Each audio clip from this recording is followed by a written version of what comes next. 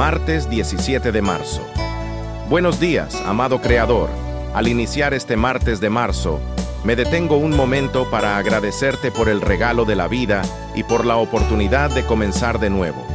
En este día, te pido que renueves mis fuerzas, que la energía de esta jornada me permita avanzar con paso firme hacia mis metas, dejando atrás cualquier cansancio o duda que haya traído de ayer.